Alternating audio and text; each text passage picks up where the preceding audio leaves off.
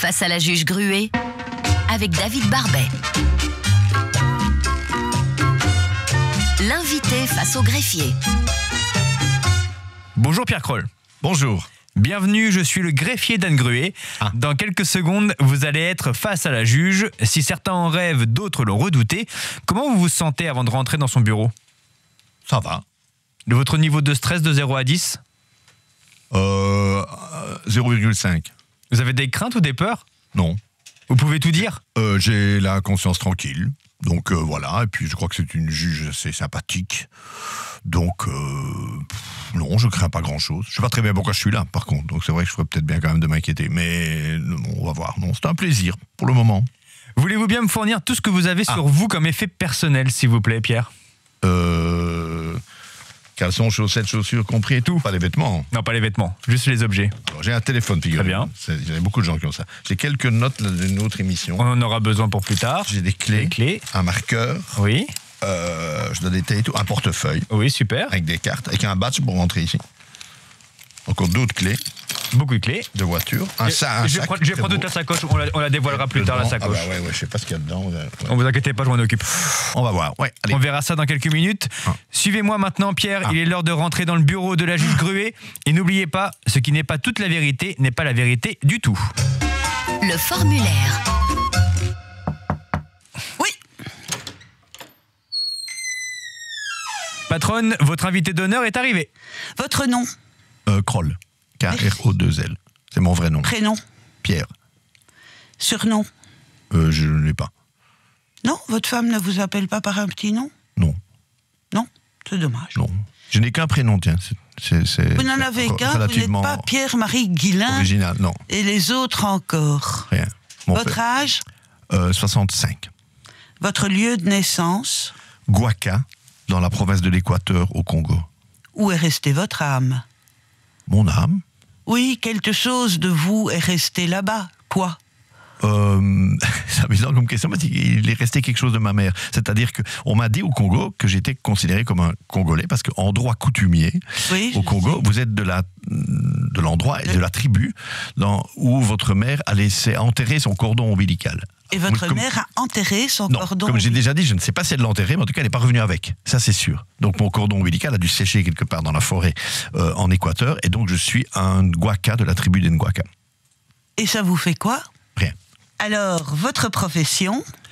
Alors, on peut l'appeler de différentes manières. Hein. Moi, je vais dire dessinateur de presse. Parce que c'est des petits dessins et qui sont surtout dans les journaux. Voilà. Mais on dit caricaturiste. Votre signe astrologique? Bélier. Oui, et ça vous fait quoi comme impression d'avoir les 4 pattes dans le sol, d'être ancré dans le sol? Vous avez de ces questions où, La mer. Il n'y a jamais beaucoup posé, jamais beaucoup. Bon, le bélier, on voit toujours ça parce que l'animal il ressemble à un fonceur, à un truc, etc. Et ça, j'habite bien mon signe, quoi. Je pense que je prends pour moi ce qu'on dit souvent. Mais le côté très terre à terre, je suis pas sûr d'être tellement comme ça. J'ai l'impression d'être. Vous avez peut-être un peu rêveur quand même. qui soit Gémeaux. C'est possible, je connais pas mon ascendant. Mais c'est pas grave. Nous allons passer à votre principale qualité. Ah. En étant, je ne sais pas. Vous avez bien.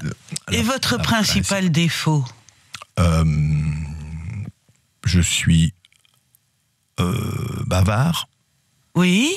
Je suis inconstant. Non, je ne sais pas pourquoi dire ça. Il y a un côté, je dois être un peu casse-pied par le fait d'être. Quand je dis bavard, c'est qu'un aspect du fait de faire 5 trucs en même temps, quoi. Tout le temps, jamais content de moi, jamais cool. Donc en fait, quelle est votre qualité maintenant, si les qualités c'est peut-être sont bien les contraires des défauts? Eh ben non, c'est peut-être la même. On peut avoir une qualité qui est un défaut. Ils sont contenus dedans, généralement. Ben voilà, peut-être. Vous savez, moi je dis souvent que l'autre face. Quelqu'un qui est, par exemple, bavard, c'est au fond quelqu'un qui est généreux, parce qu'il donne beaucoup. C'est facile de rien dire, hein. Vous risquez pas de dire une bêtise. Hein. Prendre des risques. Tandis que celui qui est bavard, qui parle tout le temps, qui a un avis sur tout, etc., ben, au fond, il vous donne tous les bâtons pour se faire battre aussi. Donc je pense que c'est plutôt une qualité d'être... moi, les gens qui s'économisent, on va dire ça comme ça, m'agacent. Je suis plutôt un excessif et et pas très prudent. Le nombre de fois qu'on m'a dit de faire plus attention. Vous avez déjà pris un poteau sur l'autoroute? Qu'est-ce que je fais? Oui, ça m'est arrivé. D'accord. Voilà. Et sanction? Enfin, on passe dessus la sanction, puisque je vais la donner là tantôt. Ah oui, j'attends la vôtre, voilà. Ouh. Je n'ai fait de mal qu'à un poteau, il n'y avait personne, même pas une souris en dessous, hein, rien. Hein. Je n'ai blessé Ça, vous en personne, savez rien, rien la du souris, tout. elle a été enterrée sous le poteau, alors excusez-moi. Je suis allé voir, je n'ai rien trouvé. Vous avez soulevé le poteau? Non, il est trop lourd. Bon, ben vous voyez bien. Alors... C'est pas un abat-jour, hein, c'est un vrai poteau, un grand. Hein. Oui, mais j'entends bien, donc vous l'avez pas soulevé. Donc voilà, Quand vous bon me père, dites oui, j'ai qu'il y avait trois pas de souris enfants. en dessous, c'est pas vrai. Change Et de mon greffier conversation. vient de vous dire que celui qui ne dit pas toute la vérité ne dit pas la vérité du tout. Faites la preuve qu'il y avait une souris. Vous niez? Oui. Vous venez d'avouer, c'est vous-même qui en avez parlé, excusez-moi, mais... Du poteau. Vous êtes... Ah ben de la souris, pour m'affirmer qu'il n'y en avait pas en dessous. Il y en avait une dans le placard. Une souris dans le placard. Pour moi, il n'a jamais été... Vous voyez qu'il y a un Je ne sais cadavre. pas pourquoi Vous voyez que vous êtes un meurtrier. Pourquoi j'ai parlé d'une souris, moi? Ah oui, voilà, vous vous posez des questions maintenant, il est trop tard. Vous avez avoué. Je note le meurtre d'une souris. Ça va vous coûter cher. Bon. Je propose plusieurs heures de travaux d'intérêt général. Allez, Quoi? pour une souris. Ouais, ben une souris, c'est une bête vivante, Oui, non? oui, mais non, mais Vous j'ai avez bougé. supprimé une vie ou vous n'avez pas supprimé une vie? Mais d'abord, j'ai jamais dit que j'avais écrasé une souris. Je vous ai dit que je pensais que non. J'ai dit j'ai Non, vous avez abîmé dit un qu'il n'y en poteau. avait pas. Il n'y avait même pas de souris en dessous du poteau. J'ai J'ai dit. acté très exactement, il n'y avait pas de souris en Voilà, dessous. c'est ce que je crois. Et vous me dites, Oui, vous, non, qu'il y en avait c'est ce- une, mais C'est ce trouvez-la que moi, vous venez- montrez-la moi. C'est ce que vous venez d'ajouter, c'est ce que je crois.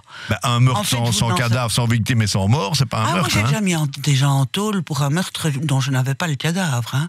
Ça ne Je vous laisse à vos erreurs pas. judiciaires. Hein, Ça non, ça ne dérange pas.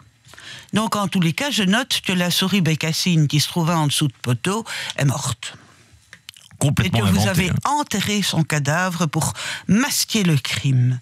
Bon, moi, je vous laisse responsable, hein, vous expliquerez devant d'autres instances que moi. Est-ce que vous avez déjà été victime de quelque chose sans vouloir porter plainte? Alors, ne répondez pas comme tout le monde. Oui, parce que la paperasserie administrative, c'est insupportable. Donc, j'ai préféré faire mon deuil de ce que j'avais perdu ou de ce qu'on m'avait volé. Non. Par exemple, je sais pas, moi, il y a déjà...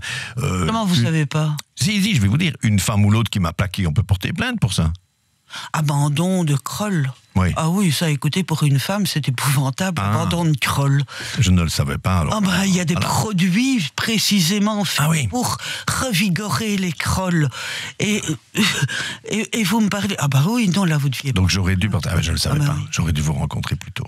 Alors, est-ce que vous pensez que mon compte-rendu, ma décision, mon jugement, comme il va dire monsieur le greffier, sera bon à l'issue de notre entretien? Est-ce que vous pensez que votre défense pourra être convenable rapport à la souris bécassine qui est en dessous du poteau? Non, parce qu'on est déjà parti pour une erreur judiciaire énorme. Comment vous savez que c'est une erreur judiciaire? Parce que vous ne faites pas la preuve qu'il y a une souris en dessous. Non, Vous pouvez m'accuser de attention. n'importe quoi. Vous pouvez m'accuser d'avoir écrasé un éléphant avant-hier. Hein, si vous l'inventez. éléphant. Voilà, elle va dire. Mais ça. alors On le rajoute au dossier, l'éléphant? L'éléphant, oui. Ok. Oui, Allez. oui. L'éléphant dans un magasin de porcelaine. Comment voulez-vous écraser un éléphant déjà? Quoi? Il faut une grosse voiture, hein, Oui. pour écraser un éléphant. Vous avez une grosse voiture. Mais pas plus grosse qu'un éléphant. Hein. Qu'est-ce que c'est pour une justice ici? Oh Oui, là enfin, là. ça dépend. Un éléphant d'Afrique ou un éléphant d'Asie. Les éléphants d'Asie sont plus petits que Un les peu éléphants petit. d'Afrique. Un peu plus petit, mais beaucoup plus gros que ma voiture. Hein. Qu'est-ce que vous avez comme voiture? Une Volvo. Ouais, je vois pas du tout. Voilà. Pas grave, moi je roule en 2 chevaux. Je sais. Enfin. J'en sais sur vous aussi, hein, moi. Ah, c'est du... Vous êtes en train de faire Rien. un coup de force, un bras de fer avec moi. Pas du tout. Vous me dites j'ai une 2 chevaux. Je dis je le savais. Voilà. Je vous ai déjà Vous vu risquez en pas 2 de chevaux, gagner. c'est tout. Et qu'est-ce que c'est que cette histoire de se renseigner sur son juge alors C'est que... pas renseigné. On vous voit partout dans votre 2 chevaux. Vous me voyez pas partout, ma 2 chevaux est dans mon garage.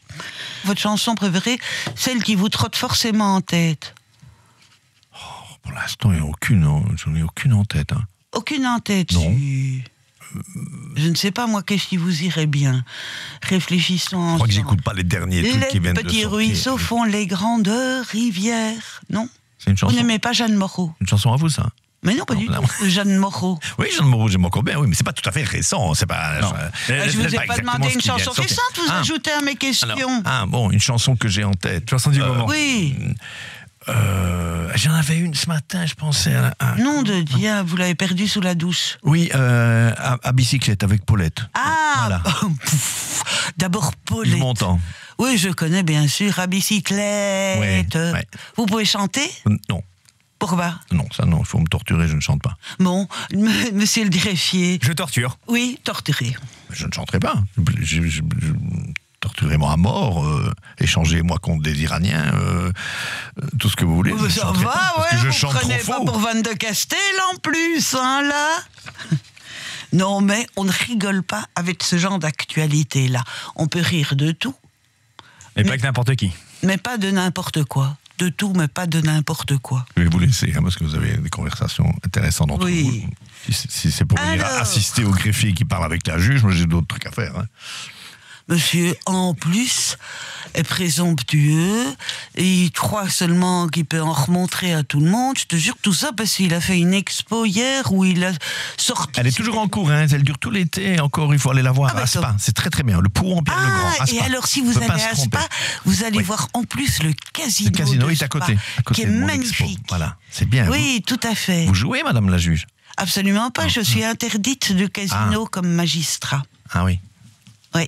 Même à la retraite. Vous pourrez pas, dans vos vieux jours... Je ne suis pas tout à fait à la retraite, c'est ça le problème. Hein. Donc on vous autorise à faire des émissions de radio à la con, mais pas à aller jouer au casino. Eh bien ça, on ne notera pas, parce qu'on ne m'autorise pas à faire des émissions radio à la con. Et ce qui me fait marrer, c'est qu'on me parle d'une émission radio à la con, mais que je me permets de dire que comme dans le dîner, le con, c'est vous. Ah oui, c'est vrai que j'ai accepté de venir, donc oui.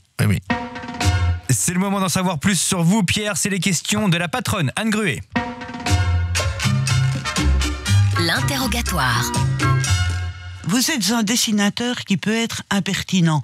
Je viens d'en faire les frais, ne dites pas le contraire. L'impertinence est un sale défaut qui va vous coûter cher. C'était déjà le cas à l'école ? Je veux dire, les points des profs étaient mauvais ? Non, j'étais un bon élève, mais j'étais un peu impertinent et j'ai souvent été puni pour ça. Oui. Quel genre de punition ? C'est juste pour me faire des idées. Hein. Alors j'ai connu tout. Il y a un truc qui est drôle, par exemple, c'est que parfois j'étais collé en retenue le mercredi après-midi. Mais moi j'habitais en banlieue au-dessus de Liège et j'allais à l'Athénée au centre-ville à Liège. Où ça, au-dessus de Liège ? À l'heure. D'accord. Et alors, lorsque les profs croyaient être très sévères en me punissant et je devais rester le mercredi après-midi, j'étais tout content parce que ça m'évitait de remonter chez moi et je pouvais aller sur la foire à Liège, par exemple, en octobre. Et vous mangiez quoi à midi alors ? Quand c'était à la foire, il y avait des croustillons, hein. Mais sinon. Qu'est-ce que vous préférez ? Oui, j'aimais bien. Les laquements. Non, le liégeois mange des laquements. Bien sûr. Personne au monde ne connaît ça, hein, les laquements. Voilà. Donc les punitions. Non, alors j'avais un prof de néerlandais aussi, qui était un vrai sadique. Il me punissait tout le temps. Alors je sais pas si ça se fait encore ça dans les écoles. Il fallait copier des pages du dictionnaire néerlandais avec les voyelles en bleu, les consonnes en rouge, les majuscules en vert, la ponctuation en noir avec des bics 4 couleurs comme ça. Jusque minuit comme ça, copier tous les verbes irréguliers de néerlandais en changeant le. Oui. Et le lendemain, il regardait. Oui, c'est bien, merci. Voilà. Et il s'en foutait, il foutait ça à la poubelle alors que c'était l'œuvre de toute une vie. Ah, c'est vrai qu'on aurait dû garder ces trucs, ça doit être beau. Ton premier dessin au final ? Non, j'en faisais beaucoup de dessins en classe et il y a eu un prof qui était brillant, professeur de français, M. Michelem, si je me souviens, parce que lui, il voyait que je dessinais au cours, il y en a qui me punissaient parce que je dessinais, hein. On a écrit tout le temps dans les journaux de classe à mes parents, votre fils dessine, on ne peut pas à la fois écouter un cours et dessiner en même temps. Pendant 35 ans, j'ai dessiné sur tous les débats politiques de la RTBF, c'est bien la preuve que je savais écouter et dessiner en même temps, voilà, mais c'était ma revanche. Mais il y avait un prof très bien qui lui disait, il passait voir au-dessus de mon épaule, c'est plus facile en français qu'en maths, hein, parce qu'il disait, tant que c'est un rapport avec le cours, vous faites ce que vous voulez. Et donc j'ai dessiné le dormeur du Val de Rimbaud, j'ai dessiné tous les trucs du cours de français. Étant plus jeune, vous vouliez être vétérinaire en Afrique, paraît-il. Est-ce que vous avez trouvé ça vous... Ah ben je sais pas, c'est le greffier qui trouve ça dans le dossier. Oui, mais j'ai voulu faire beaucoup de choses. Hein. Quand on est enfant, on rêve de trucs. Et ça, c'est vrai que c'était à cause de la série, du feuilleton à la télévision d'Actari. Ah Vous avez oui, connu Dactari, Dactari. avec le lion qui louche, là. Oui, oui, oui. Ah, je me disais quel beau métier, ça, de vétérinaire, mais pas avec des chiens et des chats, mais avec des lions et j'allais dire des kangourous, il n'y en a pas beaucoup en Afrique, mais bon, des hippopotames et tout ça. Je peux dire ça comme ça, des rhinocéros aussi. Voilà, c'est ça. Et Oui. des girafes et tout ça. Et on va pas les faire tous, hein. Pour Mais, recoudre voilà. leurs cornes. Eh ben, ça me tentait un peu. Et puis, j'ai bien fait de pas faire ça parce que je crois pas que. Pourquoi pas? Parce que j'aurais été vétérinaire ici à mettre mon bras dans le cul des vaches. Pour en sortir le veau. Voilà. Est-ce que vous avez la confiance dans le monde actuel? Pas fort. Pas fort, pourquoi? C'est vous qui l'avez fait pourtant. Non, pas totalement. Beaucoup de gens ici sont attelés avant moi. Hein. Moi, je suis quand même arrivé assez tard. Oui, il y a 65 ans hein, que je suis là, moi. Oui, on est d'accord. Mais vous y avez contribué alors. Oui, la responsabilité est très très largement partagée. Hein. On vit dans un monde de... Quelle est votre part de responsabilité? Elle est... Quelle est la part de responsabilité de chacun et la vôtre plus particulièrement? Sur l'état du monde? Oui. Minuscule. Je ne dis pas, bien sûr, la pollution plastique, le CO2, tout ce qu'on veut, mais en fait, déjà, je ne suis pas tout seul à en produire. Mais bon, parce qu'on fait de la philosophie, il y a toute cette question du libre arbitre aussi. Est-ce que des choses que j'ai faites, je les ai vraiment décidées? Donc, en suis-je vraiment responsable?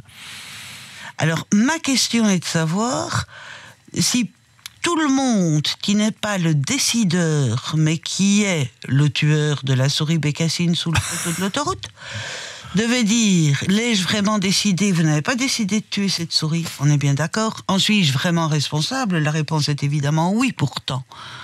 Responsable, mais pas coupable. Aussi. Capable. Je suis responsable parce que vous me désignez comme responsable. Non, mais vous n'avez aucun sentiment de culpabilité. Vous récitez parfois le mea culpa? Non, j'ai des culpabilités dans la vie, bien sûr. Mais vous me demandez... Cette malheureuse souris. Ce que je pense de l'état du monde, et vous avez l'air de me rendre responsable de tout ce qui n'y s'y passe pas bien. Et moi, j'élargis la question. Je veux dire, le monde est déjà en place depuis bien longtemps, et puis il y a peut-être des destins qui fait qu'il doit mal tourner, et puis j'ai pas une foi énorme dans la capacité des humains à faire le meilleur. Vous avez peur pour vos enfants? Pas trop, j'ai une grande confiance en eux. Je pense que... Mais vous n'avez pas confiance en la société? Pas totalement, j'ai pas confiance en tout le monde, non. Et vous n'avez pas peur pour vos enfants quand même? Même si eux peuvent se débrouiller, la société... J'essaie de ne pas vivre dans la peur. Voilà, je ne suis pas James Bond non plus. Hein. J'ai Vous n'êtes peur. pas James Bond? Oui, je prends quelqu'un comme ça au hasard qui a l'air d'avoir jamais Ça, peur. on avait vu physiquement quand même, il y a une petite différence. Hein. Comment? Oui et non, non. Vous avez eu beaucoup de conquêtes féminines. Je peux pas trop me plaindre. Vous en êtes content? Ou vous cherchez encore autre chose? Ça restera entre nous. Ça reste entre... Non, Jacques. Personne n'écoute. Hein. Si je cherche encore quelque chose, on cherche toujours. On n'est pas... Mais c'est pas... Si c'est pour me répondre ça, tout le monde peut le savoir, quoi. Hein. Mais... Moi, j'attendais que vous me disiez quelque chose qui vient des tréfonds de votre être. Je pense qu'il faut... Quand on n'a pas de réponse à la question, on change la question, comme on dit. Je pense que... Vous biaisez. Je pense que trouver... Mais non, je pense que une conquête, déjà, comme vous dites féminine, on dirait la plus noble conquête de l'homme, c'est le cheval. Bon, vous mettez la femme à un niveau...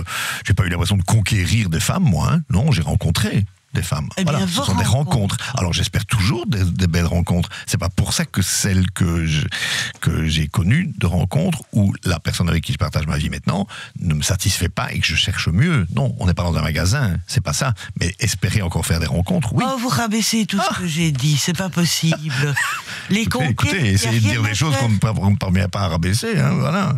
Non, les conquêtes, j'aurais posé la même question à une femme. Elle vous aurait dit? Je crois, peu importe d'ailleurs de quelle orientation on puisse être, je crois que la femme et l'homme sont les plus belles conquêtes qu'un autre puisse faire, parce que ça demande tous les jours un effort de conquérir le cœur de l'autre. Et c'est en ce sens, quand j'emploie le mot conquête, pas du tout de domination. Ça n'a rien à voir. Je comprends mieux quand vous expliquez. Oui. Vous comprenez vite, mais il faut vous expliquer longtemps. Non, mais admettez que souvent, quand on parle de conquérant, comprenez trop vite. d'un homme qui a des conquêtes, tout, ça veut dire qu'il combien est-ce qu'il en a sauté, quoi. Ah, Vous comprenez ça c'est pas du tout ça. Vous sautez le cheval, là, effectivement. Combien vous avez sauté de cheval? Je ne compte pas. Pardon, les chevaux, aucun. Je ne sais pas monter à cheval. Attendez, il faut choisir. Soit vous ne comptez pas, soit vous savez pas. Moi, je crois que vous étiez encore sur les femmes. Oh, j'ai dû en connaître, je ne sais pas. Des chevaux? Des femmes Là, des femmes. Entre Non, des femmes, ça me regarde pas. Nous parlions de chevaux. 20 et 30 000, je ne sais pas. Vous avez une santé de fer. Bon, je dis n'importe quoi. Prétentieux surtout. Bon, En plus, oui, non, mais une santé de fer quand même, parce que, excusez-moi, ou alors un portefeuille gonflé. Mais ça, on verra Sûrement. tout à l'heure. vous pensez bien que ce n'est pas vrai. Ben, on pense pas, on le sait. Nuance. Alors, vous avez des enfants? Oui. Donc des petits-enfants, apparemment? Non. Pas encore de petits-enfants? Non. Quels sont les prénoms de vos enfants? Alors, l'aîné s'appelle Guillaume, le deuxième s'appelle François, et ma fille s'appelle Sophie. Et qu'est-ce qui a présidé à ce choix de prénoms, somme toute, assez classique? Eh bien, comme je vous disais, moi je m'appelle Pierre et je n'ai qu'un prénom. Parce que Oui. mon père disait, quand on s'appelle Durand, Dupont Mon père disait, ou La c'est le Fontaine. vent du Nord qui fait craquer les digues à Scheveningen. Non, mon père n'a jamais dit ça, mais... Non, il était quoi? Il était liégeois lui-même. Non, pas vraiment. Il est né à Woluwe, mon père. Et j'ai une famille d'origine plutôt Luxembourg, Allemagne, etc. Mon grand-oncle est l'inventeur du titane. Ça, vous ne saviez pas, hein, ça? Je crois que j'ai lu ça quelque part. C'est ce genre de gens très importants sur Terre Oui, dont on ne tout parle à pas parce fait. qu'ils ne sont pas de grands écrivains ou de grands chanteurs. Donc on ne fait pas du vedettariat autour Non. des savants. Mais mon grand-oncle était un savant. Tout, la génération au-dessus de mon père, ils étaient tous ingénieurs métallurgistes. Mon oncle, ce fameux bricoleur. C'est quoi ça? Mais vous connaissez pas la chanson de Boris Vian? Ah oui, oui. La oui, bombe ça me dit- atomique. Ça me Le dit quelque titane, chose. Oui, c'est ça. excusez-moi, mais- C'est ça. On s'en rapproche, hein? C'est ça. Ah, mais je vais mettre une citation souvent dans mes albums annuels. Je prépare le 30e. Je mets souvent une citation au début, qui fait un peu réfléchir à l'année qu'on vient de vivre, etc. Et pour le prochain, j'ai envie de mettre une citation de Marcel Pagnol. Il faut se méfier des ingénieurs. Ça commence par la machine à coudre, ça finit par la bombe atomique. Et s'il y a une ritournelle que vous mettez pour vous inspirer, j'imagine que non, parce que c'est lancinant. Est-ce qu'il y a une musique qui vous inspire? Vous m'avez parlé là tantôt de Paulette à bicyclette. Oui, parce que Vous m'avez parlé des sauts que vous faisiez sur les chevaux. Alors maintenant, je vous demande la chanson qui vous inspire quand vous allez dessiner. Alors, par exemple, j'ai une phase un peu maintenant Beatles. C'est pas très, très, très récent non plus. Oui. Mais on en parle, puisque vous savez que par l'intelligence artificielle, Paul On McCartney a dit qu'il allait recouvre la faire... voix de John Lennon. Voilà, et qu'on va les refaire chanter ensemble. Donc ça me fait beaucoup rire. Et donc, je me réécoute Qu'est-ce un que peu vous ces dites? On histoires. réécrit le passé, on invente finalement assez peu de choses. On parle de l'intelligence artificielle, on est en plein dedans. Ouais, bah oui. On va maintenant analyser vos effets personnels, Pierre Kroll. Ah oui. La saisie.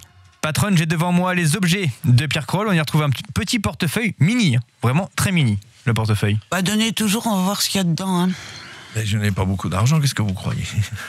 Non, c'est mes enfants qui m'ont offert ça. Ils m'ont dit, on fait plus les gros portefeuilles avec plein de billets dedans, on fait des petits trucs comme ça avec des cartes de crédit. Alors voilà. Pas beaucoup d'argent. Il y a un peu d'argent quand même, oui. Et toi, tous ces billets de 50, Il y en a quand même beaucoup quand même. vous vendez de Il y en a l'argent? beaucoup. Bah écoute, Il y a au moins une centaine d'euros quand même dans le portefeuille. 20, 70, 90... Ben, écoutez, quand je vais voir une juge ou un 110. policier, je laisse quand même toujours traîner un peu d'argent. 100, Des fois que- 160. Oh, 160, mais tout le monde a 160. Mais ils sont pour vous si vous m'acquittez. Non, c'est le si, vous Marche pas, ça. supprimez, vous dites simplement ils sont pour vous, et pour le reste, vous priez si vous êtes croyant, mais comme vous êtes agnostique, ça sert à rien, je prends donc l'ensemble. J'ai aussi le téléphone de Pierre Kroll et le fond d'écran, c'est artistique. Oui, c'est une... souvent, quand je vais voir des expositions, des musées, etc., je me fais des fonds d'écran. Je n'achète jamais ça, je ne prends pas ça sur des sites et tout. Et ça, par exemple, c'est une peinture de Yves Zurstrassen, un peintre belge que je salue au passage. Et lors d'une exposition récente à Strasbourg, j'ai fait de ces tableaux plusieurs fonds d'écran. J'ai également récupéré la sacoche de Pierre Kroll. Alors la sacoche, géniale, hein. Ah. Alors vous m'excusez, Mais vos 160 balles, vous pouvez bien les garder. Ah. Mais la sacoche, j'emmène. Merci. Oh, c'est ma dernière. C'était faux. une série faite avec des bâches recyclées. Oui, et alors j'en ai une, moi, avec des bâches recyclées. Ah ben alors gardez la vôtre et laissez-moi la mienne. Mais non, on échange. Si elle me plaît. Ah, il y a l'affiche de mon expo, tiens, dedans, je viens de voir, puisque vous videz mon sac. Non, c'est bien fait, c'est du matériau recyclé. Vous savez que là, comment est-ce qu'on appelle ça, là, le truc, la corde. Non, c'est pas une corde. Oui, comment c'est pas une corde. C'est une ceinture de sécurité de voiture récupérée. Ah, voilà. Marrant, hein. C'est la vôtre? Non. C'est la ceinture de sécurité de votre voiture? Non, ma voiture, il n'en reste plus rien du tout. Vous avez des objets toujours à votre nom, Ah, que ce soit voilà. le sac, la trousse. C'est toujours une bâche, hein?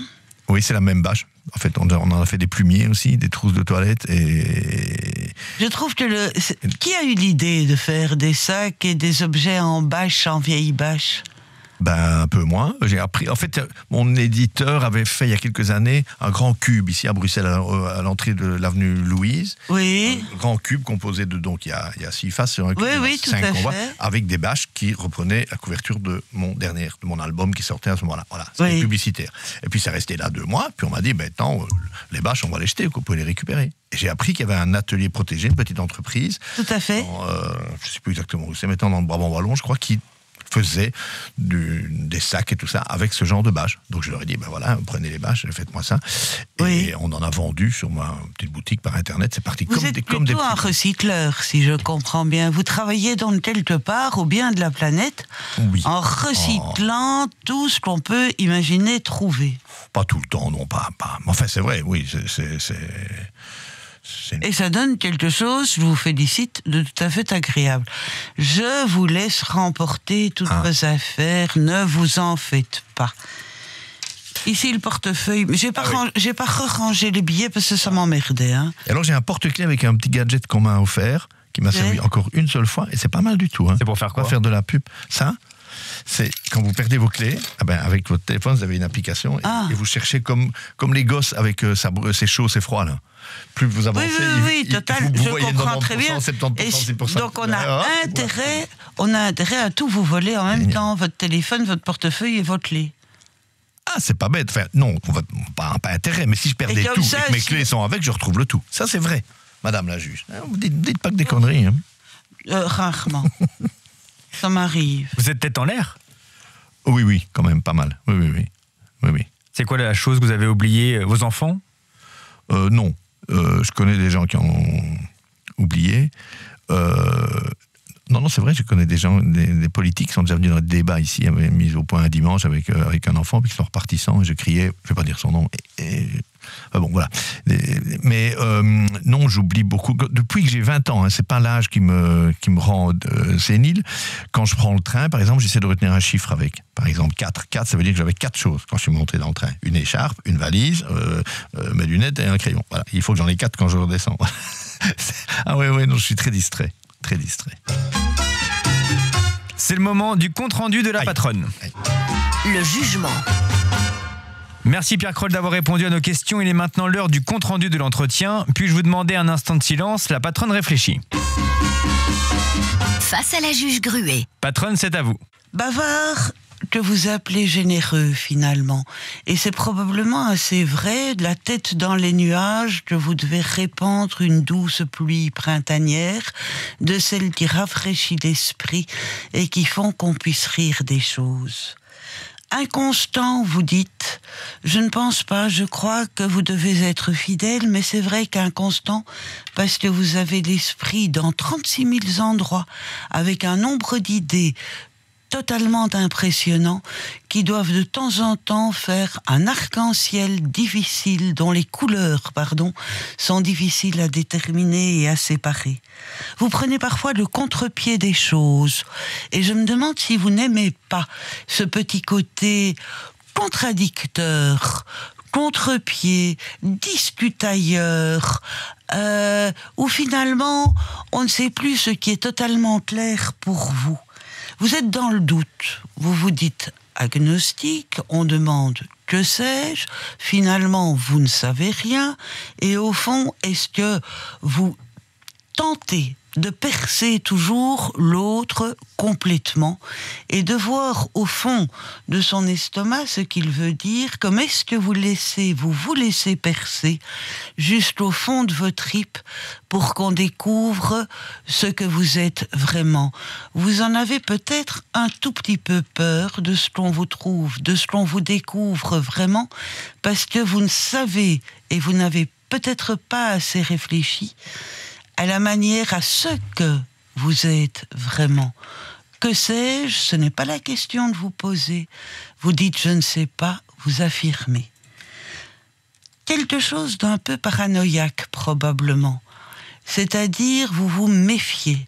Vous vous méfiez de la culpabilité qu'on pourrait vous placer sur la tête, et j'en veux pour preuve le moment où nous parlons de la responsabilité personnelle dans le dégât sur la planète ou autre chose pareille. Est-ce que vous n'avez pas une tendance à vous défendre d'une culpabilité qu'on pourrait vous mettre sur le dos plutôt que d'en rire? Votre première réflexion est de vous en défendre au lieu de traiter cela avec l'humour dont vous faites preuve dans vos dessins. Ne seriez-vous pas alors un secondaire, quoique je vous trouve assez primaire, c'est-à-dire rapide sur la balle? Vous avez un bel esprit, vraiment un esprit relativement insaisissable parfois, où on ne sait pas ce que vous allez penser, ce que vous allez dire ou ce que vous allez dessiner. Vous voyez des choses que les autres ne voient pas. Est-ce que cela ne vous trahit pas de temps en temps en ne voyant pas toujours nécessairement la vérité de la bienfaisance des autres? Pierre, une réaction suite au jugement? C'est très beau. C'est très joliment dit. Je pense que j'ai entendu beaucoup de morceaux de phrases dans lesquels je me retrouve tout à fait. Et à la fin, vous terminez par une question. Je ne verrai pas assez la bienveillance des autres à mon égard. Oui. C'est pas impossible, mais... Non, vous pouvez carrément dire non, vous vous trompez complètement. Non, je pense que j'ai quand même rencontré des gros cons méchants, stupides, ridicules qui ne me voulaient pas du bien. Ça, je pense que j'en ai déjà rencontré, vous aussi. Et peut-être que vous ne vous livrez pas assez, vous n'avez pas assez confiance dans l'autre et dans le fait qu'il puisse ne pas retourner vos propres réactions contre vous. Je pense. Bah dites donc. Je vous vous dois combien? Non, c'est pas tout à fait faux. J'ai un défaut, par exemple, parfois agaçant, pour les gens qui me connaissent beaucoup quand je parle d'être bavard, c'est que je prends 18 précautions oratoires. Oui. Vous voyez, pour dire tout le temps, c'est pas de la prétention, hein, vraiment, je ne voudrais pas avoir l'air d'être ceci et tout, mais je fais. Oui, non, je prends un exemple de précaution oratoire comme ça. Je vais vous dire, c'est pas que je pense, c'est vraiment pas pour vous faire du mal. Je voudrais quand même préciser que, etc. Enfin, si quoi, dis crache ce que t'as à dire au lieu de prendre 36 précautions. Donc là, vous avez sans doute pas tort. J'ai pas confiance dans que la personne va bien comprendre ce que je veux dire, et donc je prends beaucoup de pincettes, etc. et tout parfois, tout en étant assez fonceur sur ce que je dis à la fin. Mais tout à fait, vous êtes bélier quand même. Voilà, donc je crois que vous n'avez pas tort. Merci du conseil. Je dois en faire quoi? Je dois changer? Il n'y a pas des conseils, hein? Non, mais selon vous, en quoi puis-je m'améliorer pour être un être meilleur? Eh bien, par exemple, quand vous écoutez quelqu'un qui dit une opinion sur vous, ne vous fermez pas. Ah. Vous vous êtes fermé quand j'ai parlé. C'est vrai? Oui, vous avez fait comme ça. Vous avez protégé votre plexus solaire. Ah, mais je me suis déjà fait mal, là. Ouvrez-le. D'accord, ok. Pour prendre les compliments qu'on me donne.